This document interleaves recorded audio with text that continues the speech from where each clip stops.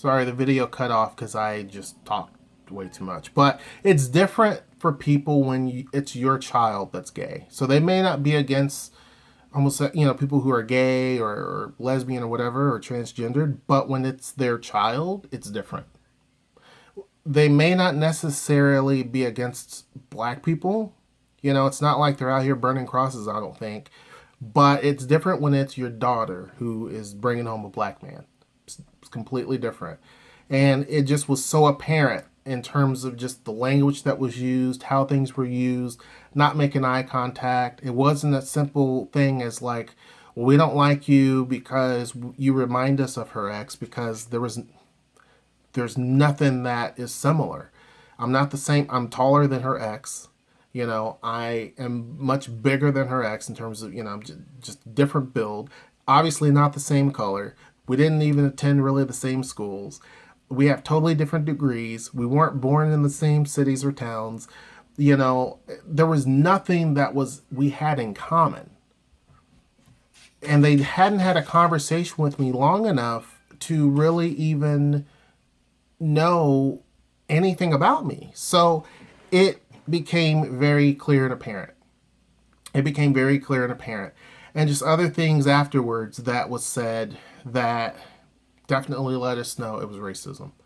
That they didn't like me only because I was black. It was as simple as that. And it shocked me, as I mentioned, but I kind of got to the point of saying, okay, cool. Now I know what it is, and I got it. You won't ever see me again. Unfortunately, I've had to see them again. And since we have kids, Noelle wanted to bring the kids around and show them the kids. Well, with the kids, they're decent. With the kids, they're decent. But still, it's not their ideal. Their ideal. And it's unfortunate. It's really unfortunate because after a while, Noelle has started to pull away from her family. She just no longer was interested in the family meetings. After a point, she stopped doing the sisters' weekend, which they would do every year with her, her and her sisters. She stopped calling, stopped writing emails.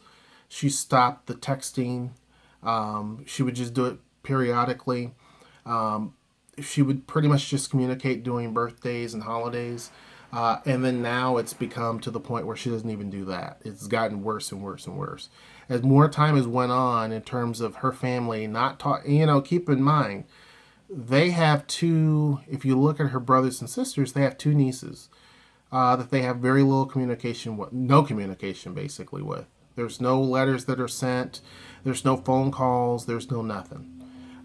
When it comes to her parents, same thing. They don't call. They don't nothing. You will see cards on their birthdays, but that's basically it. That's all you're. That's all we've seen.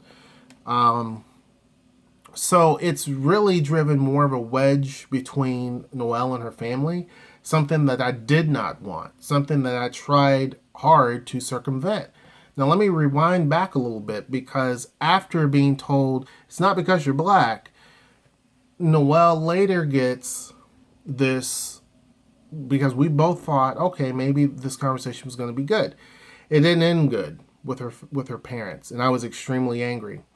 Well, I think the next day, she basically was told that all of them, meaning her brothers, her sisters, her parents, felt like I was attacking them.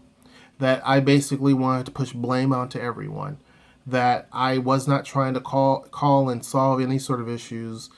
So literally it was completely opposite. It was doublespeak.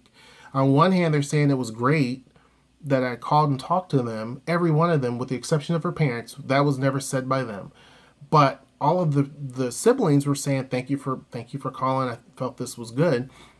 But then on the other hand, they're saying no. They felt like I was doing this for my own sympathy, and that I which that was never the case. I don't really give a damn whether they have sympathy or not. I don't want their sympathy. I don't care if they like me, don't like me. I just know that I won't be around people that don't like me. There's no point. I'm not, back in Kentucky when I lived there, it wasn't like I looked up the Klan meetings and invited myself to them. I mean, obviously they don't like me, so why would I want to go to? And I don't appreciate anything that they stand for, so why would I go there? So, not saying that her family is like Klan like, but if someone does not like me, why would I go there? So it's been more of a problem, and now, and you got to keep in mind too, it's very difficult. I would imagine it's kind of like a death to Noelle. Like these are people that it seems like they have died, and it's been very very difficult. It's not fair to her because, for one, Noelle didn't ask for this. It wasn't like she should be punished for loving someone. And she has really come into herself. She basically moved us here to Seattle. I mean, we've gotten farther and farther and farther away. When we were in Indianapolis, which is her family's in the Indianapolis area, I ended up getting a job. My job that I was working for shipped me off to Albuquerque, New Mexico. And she was all about it. I had my reservations, but my wife was all about it. Let's do it. And later she says, because I wanted to be farther away from, she said she wanted to be farther away from her family. She didn't want to run into them at the grocery store. She didn't want it to be a situation where, here's a family gathering, and had to come up with some reason why she didn't want to go. Being far away, she felt like was good. And then she applied for a job here in Seattle, and we can't go any other farther west unless we go to Hawaii. So we have went as far west as we possibly can, and she's extremely okay with that. Seattle has been a major blessing because she has met other. First off, and I alluded to this in the our Blasian video, but Seattle has a tremendous amount of Asian people, something that Noelle's not used to. It's kind of unfortunate that a lot of people, Asian people in the U.S., have to just kind of adapt. It's like it is what it is. And that's how everyone, it's like no matter what race you are, you just have to adapt. And I can understand that and appreciate it. But at the same time, it's like people want to have something that reflects them. It just feels good. And, for example, Noelle never knew that there were glasses that were made to fit Asian faces because of the nose bridge, like not having a very pronounced nose typically. So she didn't even know that. And so she had went by some place and they had those type of glasses because every time she would put on sunglasses or just regular glasses, reading glasses, they just don't really fit. It's a struggle to find something that really fits and feels comfortable. And, she's like, I never knew that existed. Being able to be in an environment where there are several other Korean adoptees here, like there's meetings that happen constantly. She never knew that even existed, and she has that as a resource and as a support group who has been phenomenal. The just everything here. She can have very Korean, authentic Korean dishes here. She never could have had that experience. So Seattle has been such a huge, huge blessing for us. And we've found other Blasian couples too. Actually, today we just went to our friend's house, and they're a Blasian couple. Their son had a birthday, for example. So it's, my children can now look and say, oh, there's kids that look like me, like, cool. And that's what I love about Seattle. And we've really wrapped ourselves because of her not being able to have her family being that well connected to us. Noelle has adapted and pretty much found family here. I've pretty much just adapted to my family here. Like I have a group. My mother is wonderful. My sisters are great. My uncles and aunts, wonderful. Cousins are great. It's my side of the family just loves her. They ask, when I call my mom, she asks about Noelle and the kids before she even asks about me. She always tells her to, tell me to tell her she loves her.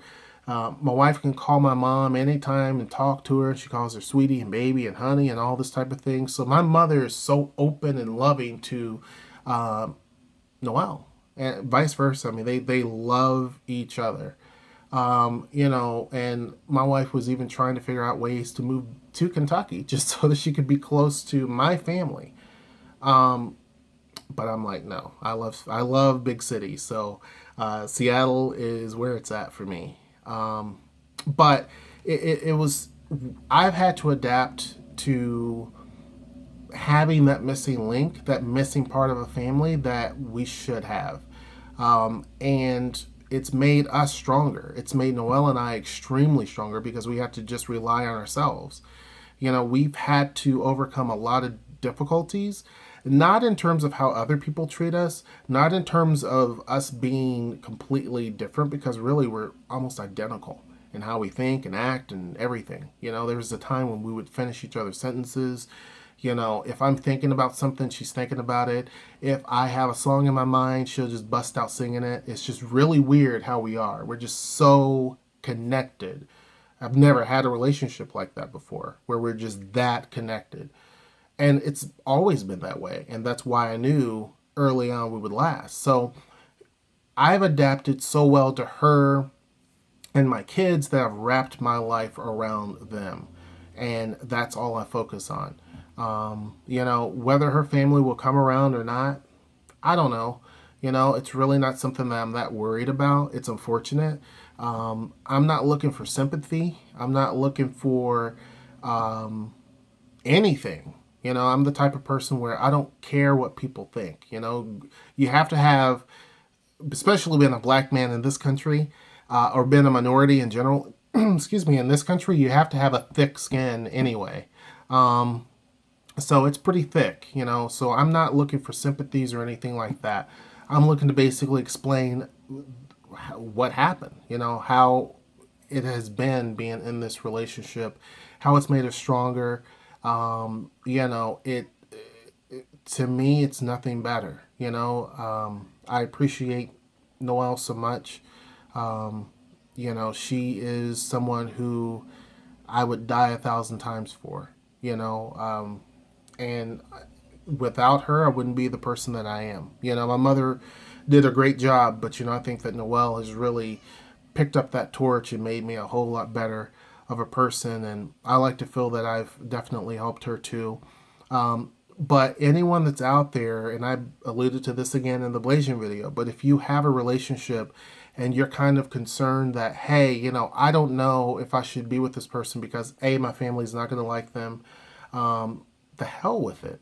Don't let other people influence who you're with and who you date and who you like. I don't care if you like another, if you're a man and you like another man, a woman who likes another woman, a black guy who likes an Asian woman. I don't care what the situation is. If you love someone, you love someone. Life's too short, and you're gonna get to a certain age. I'm 37. I'll be 38 next month. At this age, you don't give a damn about what people think. To be honest with you, I don't care. I can have negative comments in this video, which if I do, that's fine. Sadate. But you start to really give very little about that. And I've learned to be very selective in what I allow to rent space in my head. To me, if it's not about my family, if it's not about my job and money, if it's not about the things that are important to me, I don't really care. And that's kind of how I put her family, as a group of individuals who really make no impact on my life. And I think that if you're going through something similar, then you need to keep that into perspective. Always keep into perspective what's important to you and how you want to live your life. And I said this before, no one's going to live forever. Your family's not going to live forever. And they're going to die knowing that they did whatever the hell they wanted to do, but you couldn't. And then there's going to come a point in life where you're going to say, you know what, I could have had this person that was perfect for me. We got along well. It was great. But we broke up because I was afraid I was going to piss my family off. Or we broke up because I thought my family would be upset. Or, who cares? I've seen people in my family who were healthy and then just die because of a disease they didn't know that they had, cancer or whatever the case may be. So my point is that happens all the time. And why let a good person, if you can find a good person, never let a good person by. Never ever let a job take you from someone. Never let a zip code determine who you're with. So if you love someone and they're 10,000 miles away, never let a zip code detract you from being with someone. Never let anything stop you from being with who you want to be with. And so that's pretty much what this video is about. I'm sorry that's a little bit long-winded, but I felt the need to really make this video and kind of give my perspective on it. And in terms of my relationship, why I feel so strongly about it. If you have any comments, if you have any concerns, definitely put them in the comments below. If you like this video, you want to see more, give me a thumbs up so I can know that, hey, let's continue talking more about things like this. And definitely subscribe. Definitely want people to subscribe to the channel. I can't say it. Subscribe to the channel. And we'll see you. Take care. Okay, that's it for this video series. I hope that you liked it. I wanted to share basically with you our experiences that we had to go through as a Blasian couple. It's unfortunate that that's what we dealt with, but hey, it made us a whole lot stronger as a couple. As individuals, it's definitely helped make me grow a lot stronger as well from it. We are an extremely tight-knit family as a result of it. And it's allowed us to persevere through things that have been, a little bit more challenging that everyone goes through. The point of making this video is for others who are in relationships or thinking about getting into a relationship with someone who you think your family, your parents won't accept, to go ahead and do it. I mean, you have only one life to live. I've said that many times. So if you're thinking about or in a relationship with someone who is of the same gender, different race, or different religion, and you're concerned that maybe your family won't be supportive, understand that you do have support out there. We've had a lot of people, a lot more people that support us and are behind us and who love us than those who unfortunately kind of look down on it. It's 2015, almost actually 2016 in a few days, and yet we have to deal with this type of thing. It's really sad, but definitely it's one of those things that we have to deal with in life. Make the best of it. Be around people who are going to love you. Don't waste your time and energy on situations that don't want to improve. Focus on the people that you love and that love you. If you like this video, please give it a thumbs up. Put any comments or concerns you have below. And if you haven't done so already, make sure that you do subscribe so that you can see more videos that we have to offer. All right, we will see you. Take care.